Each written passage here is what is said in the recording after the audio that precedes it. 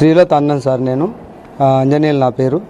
అయితే మొన్న సాయంత్రం 4 గంటలకు తీసుకొచ్చి జాయిన్ చేసినాం సార్. 4:30 అయింది. అప్పటి సంది మా చేస్తున్నాం అన్నారు. అలా జాయిన్ చేసుకోరు కానీ ఏం ట్రీట్మెంట్స్ లేదు, ఏం లేదు. మేడం నర్సులు ఉండరు. డాక్టర్ అమ్మ రావాలి, డాక్టర్ అమ్మ వస్తేనే ఏదైనా పట్టించుకుంటాం. ఆమె రావాలి. రేపు 10 గంటలకు వస్తుంది. 10 గంటలకు వచ్చినాక ఆమె స్కానింగ్ తీసినాక దానికి ట్రీట్మెంట్స్ మొదలు పెడతామంటే చాలా ఇబ్బందిగా ఉంది మేడం, కడుపు టైట్గా ఉందంటే మేమేం చేయలేము. మేడం రావాలి, పెద్ద మేడం రావాలి, డాక్టర్ అమ్మ అన్నారు సార్. అన్నాక అప్పటి నుంచి మళ్ళీ నిన్న 10 గంటలకు వస్తుంది ఏమంటే నిన్న ట్రైకులు ఉండంట సార్. నిన్న ఏదో ధర్నా చేస్తున్నట. ట్రైకులు నుండి అక్కడికి రాకపోతే అదే విధంగా నిన్న 8 గంటలు 6 గంటల దానికి సాయంత్రం దానికి చూసినాం.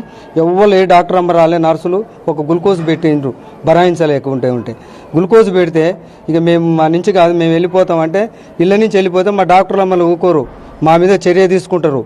మా నర్సుల మీద మాకు జాబులు పోతాయి, మీరు పోవద్దు, మేము చేస్తాం, రేపు వస్తారు అని అంటే మాకు ఎన్ని డబ్బులు కానీ మేము అడుక్కొచ్చి ఉన్న భూమిని నమ్ముకొని మా చిన్న పానానికి ఏమన్నా అయితే పెద్ద పానానికి ఏమన్నా అయితే మేము బాగా చేయించుకుంటాం. మీరు ఏం చేయొద్దు. మీ మీద ఎవరి మీద గిట్ట ఏం కేసు పెట్టను, ఎవరి మీద ఏం ఈటీవీలో ఏ టీవీలని పిలవము, ఏ టీవీ గిట్ట చెప్పని గిట్ట అన్నాక ఈ స్టాక్ మొత్తం వచ్చి ఆటోకి అడ్డం తిరిగి ఆ మేడానికి ఫోన్ చేస్తే ఆ మేడం 5 నిమిషాలలో వచ్చింది. 10 గంటలకు వస్తాను మేడం 5 నిమిషాలలో ఎందుకు వచ్చింది సార్? ఇబ్బంది జరుగుతుంది, మేము తట్టుకోలేక వెళ్ళిపోతేప్పుడు అప్పుడు వచ్చి నేను చేస్తా మమ్మల్ని బదనాం చేద్దామని మా జాబులు పోగొట్టాలని వీళ్ళు కావాలని చేస్తున్నారు అని మెంటల్గా డైవర్ట్ అయ్యి మాట్లాడి 2 మేడాలు వచ్చి అప్పుడు చేస్తాం 20 రోజులు పడుతుంది అన్న ఆపరేషను. అప్పటికప్పుడు ఇప్పుడు చేస్తాం అని థియేటర్లకు దోలి అల్లకు పోయింది. డ్రెస్ వేసుకుంది, బయటకు వచ్చి ఫోన్ మాట్లాడి టెన్షన్ మాట్లాడుతుంది. మేము బయట ఉన్నాం, మళ్ళీ పోయింది, పాప ఎఫెక్ట్ అయింది అని చెప్తుంది సార్.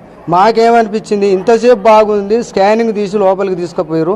పాప పెదపానం చిన్నపానం ఫ్రీగా ఉంది, మంచిగా ఉంది అని చెప్పారు. ఇంతలు ఏం జరిగింది? మాకు కావాలని మేమేదో ఇప్పుడు మేము మాట్లాడి వెళ్ళిపోతుంటే అందరూ సెల్లులలో తీసి పెట్టినట్టు సార్.